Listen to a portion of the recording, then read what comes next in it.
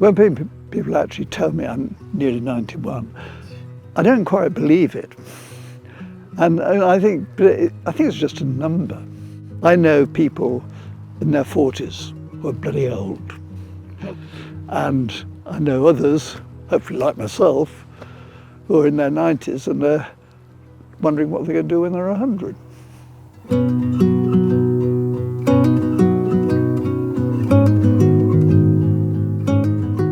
I was born in Hampstead, and in actual fact I was born in the maternity home at the top of, on Whitestone, by Whitestone Hill, which is the highest point of London. So I was born in a very appropriate place. I'd never heard of climbing, for instance, at all. And then it was just pure chance that a friend of the family took me down to Harrison Rocks, which is a little climbing outcrop near Tunbridge Wells. And he took me there, and the moment I touched rock, I knew that that was the thing I loved doing. I knew that was the thing I was good at and was naturally good at. And I never looked back after that. So that's really what got me into climbing. I saw an advert for the newly formed Army Outward Bound School at Towyn, Merioneth, and I immediately applied. My colonel said that's a terribly bad career move, but I couldn't care less. I wanted to get climbing. And so I got to the Army Outward Bound School. I had a fantastic time there, and it was, it ran the basic outward bound course, but we had 2 officer instructors and 4 sergeant instructors. We all worked together.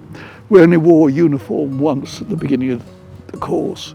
And I could then, if you like, I prescribed what we did with a group of people. And I saw the pleasing thing, and once again, it's like Outward Bound as well. The wonderful thing is you find someone who you're warned, he is a real troublemaker, watch him. But this young guy is bright and intelligent, and when you actually give him something that he actually really enjoys doing, he does great. And so the whole Outward Bound process or experience for me was a great one, and I enjoyed it. I think one of the things I learnt from the 72 trip was that was my first attempt on the southwest face of Everest, and we failed. We didn't manage to get up. And we then, so we went back, and at that point I even thought, well, I'm not going back to Everest, or I'm going back to Everest, but I'm certainly not going to try to climb the southwest face again. And it was actually members of my team that said, look, and I think it was Dougal particularly, said, look, how would you feel if you went back and to climb Everest, you go into the Western Combe and you've got the southwest face looming up there, and you either go up that or you go up to the South Col and go up to the top, which is easier. And he said, how would you feel passing the southwest face and not doing it?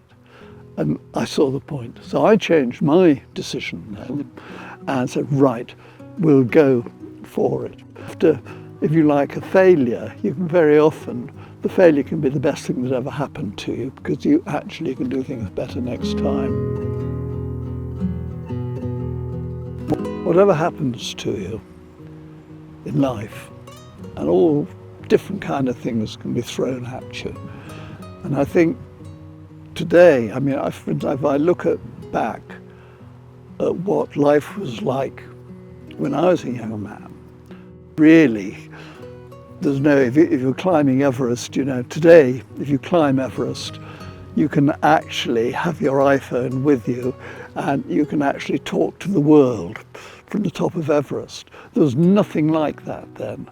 And it makes me realize how lucky I was then.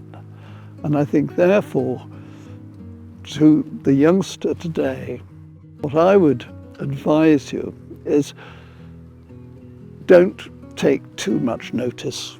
Don't take too much notice of people's opinion of you, but even more, don't take too much notice of, if you like, switch your iPhone off put it in your back pocket, and then just listen to your own gut. Listen to what you really want to do in your heart, and then follow it.